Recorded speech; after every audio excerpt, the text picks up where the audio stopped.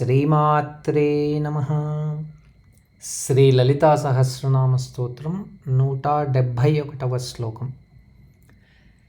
దక్షిణా దక్షిణారాధ్య దరస్మేరముఖాంబుజ కౌళినీ కేవలానర్ఘ్య కైవల్యపదదాయిని. దక్షిణ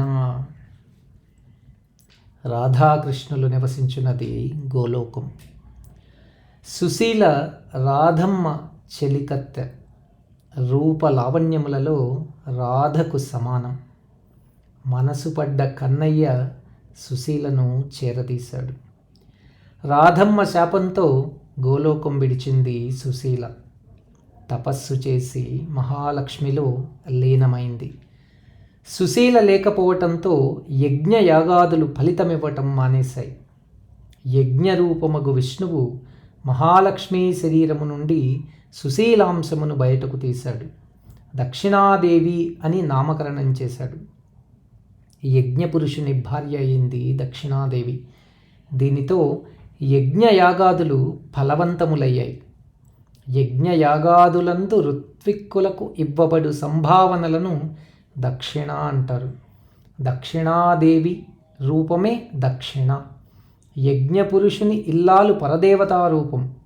దక్షిణాదేవి లేని పూజలు, దానము నరకము కలిగించునని శాస్త్రవచనం. దక్షిణ దిక్కుకు రాజుగు యమధర్మరాజు కూడా దక్షిణుడని పేరు కలదు. యజ్ఞయాగాదులను ఫలవంతం చేయు పరమేశ్వరి అంశమే దక్షిణ. ఓం ఐం హ్రీం శ్రీం దక్షిణాయై నమః. దక్షిణారాధ్య వేదోక్తమగు పద్ధతులను అనుసరించి శాస్త్రానుసారంగా చేయు వ్రతములు, యజ్ఞయాగాదికములు, శ్రీమాత నవావరణ పూజలు పరమేశ్వరిని సంతృప్తిపరుస్తాయి. శాస్త్రానుసారం చేయు ఉపాసనలు, అర్చనలు దక్షిణతో ముగిస్తాయి. దీనినే దక్షిణాచారం అంటారు. దక్షిణ దిక్కునకు అధిదేవత దక్షిణ. జగన్మాత దక్షిణాయాః దక్షిణః. మృత్యూనకే మృత్యువగు జగన్మాతను ఉపాసించుట చేత ముక్తి కరతలామలకమని దీని అర్థం. ముక్తిని ప్రసాదించున్నది దక్షిణాచారంతో కొలుచు పరమేశ్వరి దక్షిణారాధ్య. ఓం ఐం హ్రీం శ్రీం దక్షిణారాధ్యాయై నమః. దరస్మేర ముఖాంబుజ పరమేశ్వరి నిరంతరానంద స్వరూపిణి. సదా చిరునవ్వుతో లోకములను లాలించే తల్లి. ప్రసన్నతాభావంతో తనను ఉపాసించు వారిని కాపాడు కరుణామూర్తి. ఆనందం బ్రహ్మేతి అన్నట్లు ఆనందరూపమగు ఆదిదేవత చిరునవ్వులతో తన వారికి ముక్తిని ప్రసాదిస్తుంది. ఆదరంతో ఆదరించు ఆదిశక్తి ముఖము శోభాయమానం. అందుకే అమ్మ దరస్మేర ముఖాంబుజ.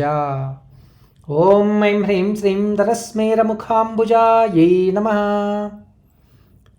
కౌళిని పరమేశ్వరి ఆరాధన వేదోక్తంగా సాగినప్పుడు అది దక్షిణాచారం. దక్షిణా మార్గమునే కులమని పెద్దల మాట. కులాచారం ప్రకారం పూజలను అందుకొను పరమేశ్వరి కౌళిని. జీవులు తాము భుజించిన ఆహారమును చక్కగా జీర్ణింపజేయున్నది వైశ్వానరుడు. అహం వైశ్వానరం భూత్వా ప్రాణినాం దేహమాశ్రితః అని గీతావాక్కు. అట్టి వైశ్వాన రూపంలో ఉండునది కూడా జగన్మాతే. జీర్ణక్రియలో జీవులు తిను ఆహారము, ఓషధులు తమ తమ సహజత్వమును నశింపజేసుకొని మరొక తత్వమును ఆపాదించుకుంటాయి. అవి శరీర తత్వంగా మారుతాయి. జీర్ణశక్తి రూపమే కౌళిని. ఓం ఐం హ్రీం శ్రీం కౌళిన్యై నమః. కేవల ఏకం సద్బహుదా భవంతి. పరాతత్వం ఏకాకి ఒకటే, తనకంటూ ఎవరూ లేనిది, అయినను నానా రూపములతో ప్రకాశించున్నది, వ్యక్తమగుచున్నది. ఏకమేవాద్వితీయం బ్రహ్మ. రాగద్వేషములు, సుఖ దుఃఖములు, రాత్రింబవళ్ళు మొదలగు జంట భావములే ద్వైత భావములు. ద్వైత భావమునకు అందక నిత్యమైనది బ్రహ్మభావం, అద్వైత భావనే పరాతత్వం, పరాతత్వమే చిత్కళ మహాచైతన్యం. సర్వచరాచరములు నశించిపోయినను తాను మాత్రమే ఉండునది అమ్మ. సర్వత్రా నిండి ఉండినను ఏ గుణభావాలకు అంటని పరమేశ్వరి కేవల. ఓం ఐం హ్రీం శ్రీం కేవలాయై నమః. అనర్ఘ్య కైవల్య పదదాయిని. పరాశక్తి ప్రసాదించు వరములందు ప్రశస్తమైనది మోక్షం. సారూప్య, సామీప్య, సాలోక్య సామ్రాజ్యములు అనంతానందమునిచ్చునవి.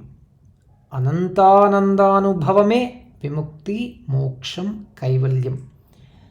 పరమపదమునకు మించిన పదం లేదు. అటువంటి పదమే అనర్ఘ్య కైవల్యం. అది విలువ లేనిది, విలువ కట్టరానిది అనర్ఘ్యం. అట్టి కైవల్య పదమును వసంగు పరమేశ్వరి అనర్ఘ్య కైవల్య పదదాయిని. ఓం ఐం హ్రీం శ్రీం అనర్ఘ్య కైవల్య పదదాయిన్యై నమః.